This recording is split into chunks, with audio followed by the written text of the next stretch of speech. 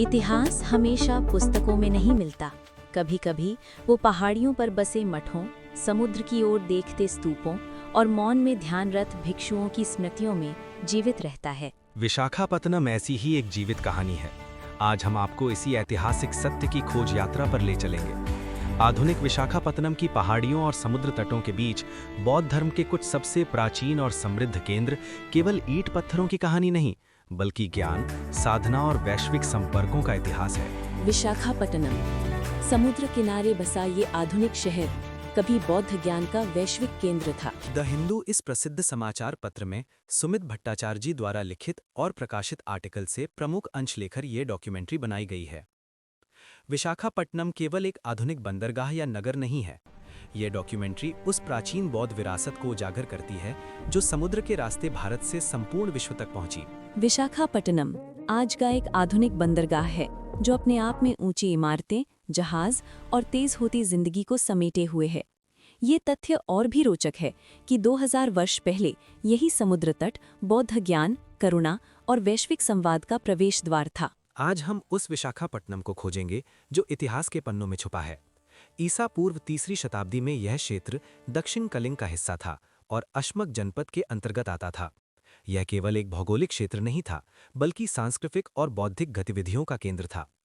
बौद्ध धर्म यहाँ केवल पूजा पद्धति नहीं, बल्कि जीवन दर्शन के रूप में विकसित हुआ। विशाखापट्टनम के नाम को लेकर कई सिद्धांत प्रचलित हैं।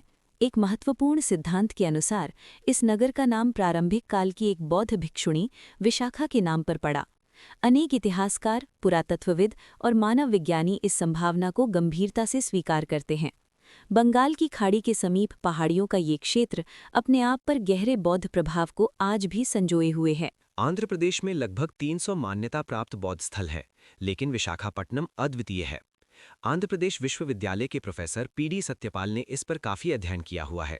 यहाँ केवल 20 किलोमीटर के दायरे में 4 प्रमुख बौद्ध मठीय स्थल स्थित हैं: थोटलाकोंडा, बाबीकोंडा, पवुरल्लाकोंडा और पंचधारला। भारतीय पुरातत्व सर्वेक्षण (ASI) के अनुसार ये चारों स्थल ईसा पूर्व 3री शताब्दी के हैं और इनका उत्कर्ष ईसा पश्चात 3री शताब्दी तक बना रहा।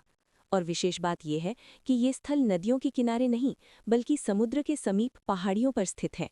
ये व्यवस्था बौद्ध इतिहास में अत्यंत दुर्लभ मानी जाती है। उत्खननों से प्राप्त एक कक्षीय विहारों से ज्ञात होता है कि प्रत्येक स्थल पर लगभग 150 से 170 अर्थात चारों स्थलों पर करीब 600 भिक्षु निरंतर निवास करते थे।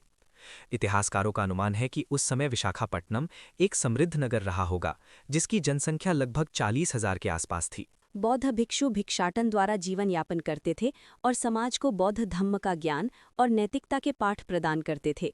थोटलाकोंडा इन सभी स्थलों में सबसे विशिष्ट है। ये समुद्र तल से लगभग 128 मीटर की ऊंचाई पर स्थित है और सीधे बंगाल की खाड़ी की ओर दृष्टिपात करता है।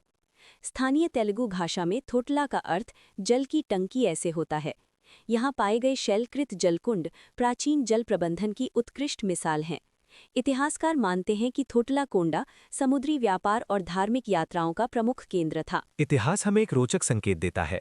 प्रोफेसर सत्यपाल के अनुसार श्रीलंका के अनुराधापुर स्थित एक प्राचीन मानचित्र से ये संकेत मिलता है कि सम्राट अशोक की पुत्री संघमित्रा ने श्रीलंका में बौद्ध धर्म के प्रचार हेतु समुद्री यात्रा इसी क्षेत्र से आरंभ की थी और वे यहीं से प्रसिद्ध बोधि वृक्ष की शाखा अपने साथ ले गई थी। उत्खननों में रोमन साम्राज्य के चांदी के सिक्के, सातवाहन काल के सिक्के, ब्राह्मी और पाली शिलालेख प्राप्त हुए हैं। बावीकोंडा में स्वर्ण कलशों में अस्थि अवशेष भी मिले, जिन्हें अत्यंत पूजनीय माना जाता है। ये खोजें सिद्ध करती हैं कि विशाखापट्टनम भारत को रोम और श्रीलंका से जोड़ने वाला एक अंतर्राष्ट्रीय केंद्र था। विशाखापट्टनम केवल एक आधुनिक शहर नहीं है, ये उस बौद्ध चेतना का प्रतीक है जिसने समुद्र के रास्ते शांति, करुणा और ज्ञान विश्व तक पहुंचाया। यद्यपि पवुरल्लाकोंडा और पंचधारला का पूर्ण उत्खनन अभिशेष है, फिर भी थोटलाकोंडा और बावीकोंडा में महास्तूप, परिभौगिक स्तूप और वोटिव स्तूप तीनों प्रकार के स्तूप पाए गए हैं। थोटलाकोंडा में स्तूपों और विहारों के अतिरिक्त लगभग 64 स्तंभों वाला एक विशाल सभागृह होने के प्रमाण भी मिले हैं। ये स्थल भारत देश की सांस्कृतिक आत्मा को संभाले हुए है। इस विशाल विरासत को देखने हेतु आप विशाखापट्टनम जरूर आएं। Come visit Visakhapatnam.